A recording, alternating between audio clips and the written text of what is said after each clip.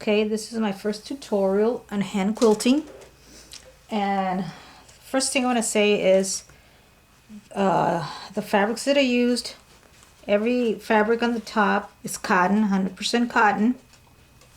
The backing is flannel because this is a quilt that's going to be for a baby, and I wanted something light yet also warm, so I chose flannel. And it's okay to piece your flannel. That's what I did here because I didn't have enough. The flannel was like 42 inches and this is a 54-inch quilt, so I needed to piece the backing. So that's no big deal if you have to do that. And the batting, I chose low loft polyester batting. Like I said, it's for a baby, so I didn't want something really heavy for a baby.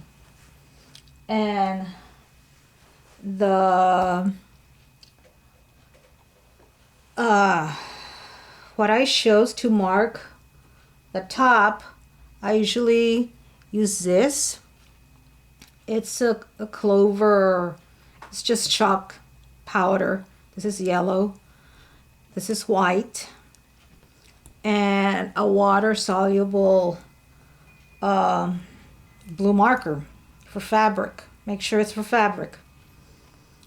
And I have my wax that I run my thread through. This is a thread I'm using. This is the first time that I use a multicolor thread. It's 100% cotton. You can either use it for hand quilting or machine quilting. And I do like this.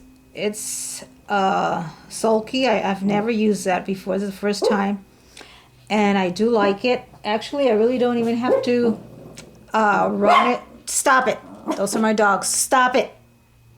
I don't really have to run it through the wax because it's a really, really smooth thread. So I really like this thread. It's smooth and yet really, really strong.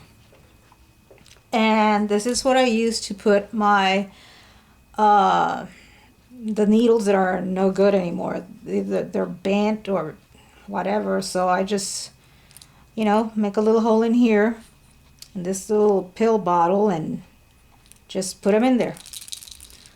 And I use this, of course, if I'm having trouble pulling out the needle. And this is my favorite thimble right here. This is what I use. I've tried using a lot of them. I've used maybe like 10 different kinds, and I always come back to this one. My needles, a little bag of goodies, my marking pencils and more needles, my scissors. So this quilt top, I was having a hard time deciding on how to mark it, so I decided to mark it 1/2 inch away from every triangle, and then 1/2 inch from the inside these little strips here. And I'm doing just a regular curved fan type of marking here in the blocks. So that's what I'm doing. And of course, if you're making a quilt, you usually know how to thread a needle, which is what you have to do. And you make your thread, you run it through your fabric, through all layers. I usually wiggle the needle like this and just pull it out and pull it till you hear the little knot pop into the batting, and make sure it's hiding pretty well in the batting. And the next thing I do, I've already done this, so I'm just gonna show you how I go about it. I don't really put a lot of stitches on my needle. I don't think it's that important. So I hope you're able to see this. I try to get a good angle. Okay. I usually do maybe 2 or 3. And it can actually go pretty quickly. You know, sit in front of the TV or listen to an audio book, and by the time you know it, you know, you're pretty much done. And the reason I didn't machine quilt this baby quilt is because I'll be saving this little quilt for a grandson. I have 3 sons and none of them are married. But, you know, hopefully they will be someday, and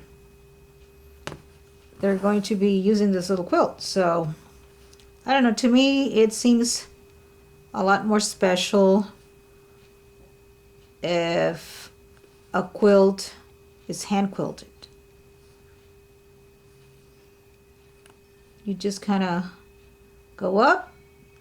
You have to put your forefinger on the bottom till you feel the needle coming through slightly. Then push up with your forefinger and just pull out your needle. It's really easy, actually. And I remember I had an aunt who was a quilter, and I remember telling her I could not get used to using a thimble. And she said, it doesn't matter if you can't use it, wear it. Wear it throughout the day, and before you know it, you're not going to be able to do without it. And sure enough, that's what's happened. I can't do without my thimble. I have to use it when I'm quilting. And believe it or not, some women do quilt without a thimble. I don't know how they do it, but they do. I'm not crazy about getting poked, so I will wear one. And it's just a rocking motion, really.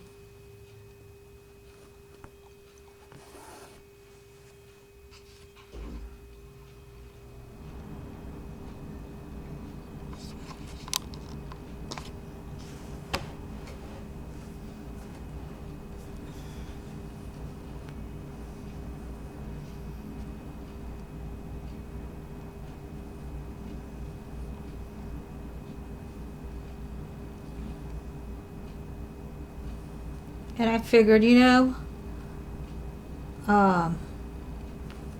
whatever grandson's gonna get this isn't born yet, so I'm not in a hurry.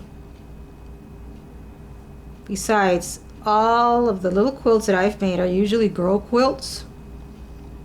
Maybe because I didn't have any girls and I can't wait for a granddaughter.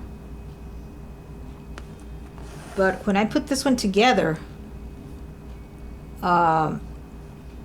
you know, it just looked like a boy's quilt, so.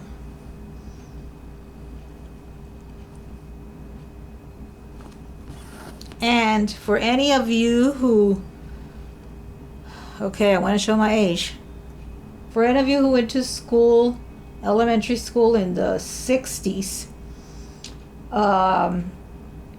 you know, this right here, these pictures here. I don't know if you remember this one or this one. Tom and Sally and Jane and Spot. Well, that's the reason I bought this fabric. It really reminded me of my reading primer in elementary. So, I don't know. I just had to use it.